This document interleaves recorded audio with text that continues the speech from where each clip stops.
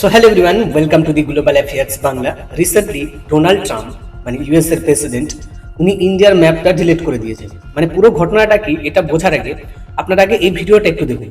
So hello everyone, আমরা যে কাশ্মীরের ম্যাপটা দেখি, কাশ্মীরের কত পার্সেন্ট এরিয়া ভারতের কাছে আছে আপনি কি জানেন? জম্মু কাশ্মীরের 55% এরিয়া ভারতের কাছে রয়েছে, যার মধ্যে জম্মু কাশ্মীর এবং লাদাখ পড়ে। এর মধ্যে 30% রয়েছে পাকিস্তানের কাছে, যেটাকে পাকিস্তান বলে আজাদ কাশ্মীর, আমরা বলি পিওকে, এবং বাকি 15% রয়েছে আকসাই চীন মানে চায়নার কাছে রয়েছে। অ্যাকচুয়ালি ব্যাপারটা কি হয়, ইন্ডিয়া রিসেন্টলি $500 বিলিয়ন ইনভেস্ট করবে ইউএসএ তে। তার মানে ইন্ডিয়া এবং ইউএস এর মধ্যে একটা ট্রেড ডিল সাইন হওয়ার সম্ভাবনা রয়েছিল। ব্যাপার কি হয়েছে, ডোনাল্ড ট্রাম্প এর জন্য ইন্ডিয়ার একটা ম্যাপ রিলিজ করে।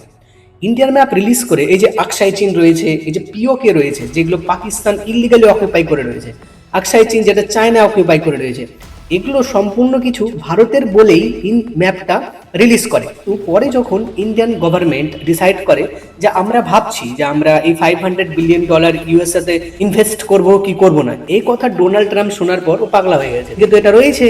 অপরদিকে চায়না প্রেসিডেন্ট শি জিনপিং এবং পাকিস্তানের শাহবাজ শরীফ তারা বলছে, আরে চাচা তোমরা পিওকে ইন্ডিয়ার কেন বলছো, আকসাই চীন ইন্ডিয়ার কেন বলছো? তো এদিকে তো পাকিস্তান এবং চায়নার চাপ রয়েছে, অপর ইন্ডিয়ান গভর্নমেন্ট ট্রেড ডিলও করবে কি করবে না সেটাও একটু আটকে রয়েছে। এগুলো সমস্ত কিছু ভেবে ডোনাল্ড ট্রাম্প ইন্ডিয়ার যে ম্যাপটা রয়েছে সেটা ডিলিট করে দিয়েছে। কিন্তু ইন্ডিয়ার যে ম্যাপ রয়েছে মানে পিওকে বা আকসাই চীন, এগুলো যে ভারতের, ইউরোপিয়ান ইউনিয়নও রিলিজ করেছে ইন্ডিয়ান ম্যাপ, যেখানে দেখানো হয়েছে পিওকে এবং আকসাই চীনের যে জায়গা রয়েছে সেগুলো ভারতের অংশ। ইউরোপিয়ান ইউনিয়ন কিন্তু ডিলিট করেনি।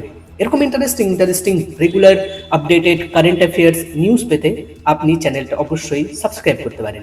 Thank you so much to all of you. ভালো থাকবেন, সুস্থ থাকবেন।